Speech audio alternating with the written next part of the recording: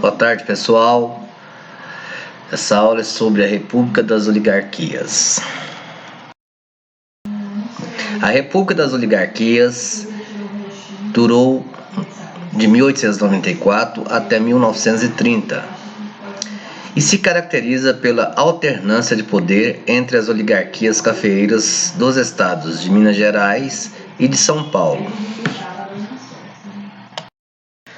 O termo oligarquia é muito adequado para denominar a República Brasileira desse período, em que o poder esteve nas mãos dos grandes proprietários de terra e sob a direção, na maior parte do tempo, dos cafeicultores paulistas.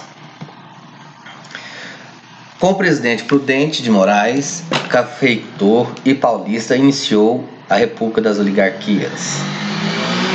Nessa imagem ao lado aí, nós temos uma ilustração da capa da revista Careta, de agosto de 1925.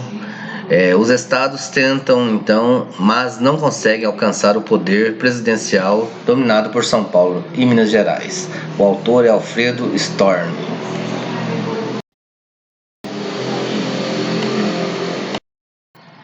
A República Oligárquica no Brasil. No Brasil, o período é identificado quando as oligarquias rurais dominavam o cenário político brasileiro. Normalmente, os presidentes eleitos eram do Partido Republicano Paulista, PRP, do Partido Republicano Mineiro, PRM. Esta prática era denominada política do café com leite, em alusão às maiores riquezas geradas por esses dois estados aqui no Brasil. Nessa imagem aí nós temos ilustrados os coronéis, que eram responsáveis pela política do café com leite, que marcaram o período da República Oligárquica aqui no Brasil.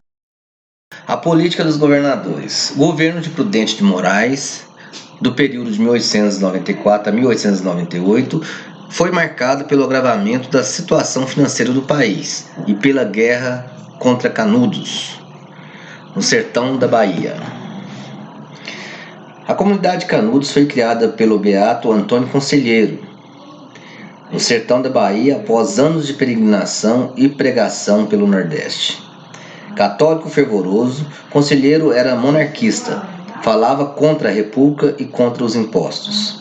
Em 1896, moradores de Canudos foram cobrar a entrega de madeira comprada por Conselheiro, que porém não havia sido entregue por comerciantes de Juazeiro, incidente que teria causado o primeiro conflito com as forças do governo.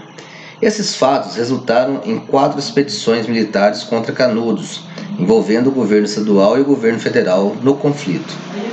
Em 1897, o arraial foi destruído por uma expedição de 10.000 homens, transformando-se num dos episódios mais sangrentos das lutas dos sertanejos.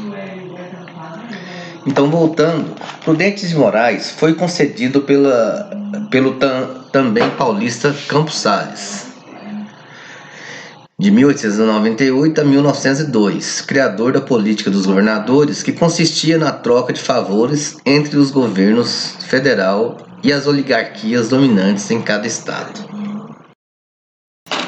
Esse esquema mostra a condição da política dos governadores. Então, durante a República Velha, que durou de 1889 até 1930, nós tivemos então o funcionamento das estruturas políticas na República Velha. Na base, nós tínhamos o coronelismo a nível municipal, certo? A nível intermediário, nos estados, nós tínhamos a política dos governadores a nível estadual. E a nível federal nós tínhamos o café com leite a nível federal. Então o coronel, ele tinha seu cabo eleitoral e ali ele dominava com esse cabo eleitoral um curral eleitoral, certo? Então fazendo ali a base, para a votação dentro daquele curral eleitoral. O coronelismo foi então um período de grande violência comandada pelos coronéis, que na época eram os políticos, os fazendeiros e os militares que tinham poder. A República Velha compreende o período de 1889 até 1930, como já foi dito. Inicia-se então nesse período com a proclamação da República em 15 de novembro de 1889 e permanece até o seu fim em 1930. Então aí nós temos uma charge ilustrando a questão do voto de cabresto, né? O voto de cabresto. Assim, os eleitores das áreas rurais, em troca de favores como emprego, roupas e até alimentos, votaram nos candidatos indicados pelos coronéis.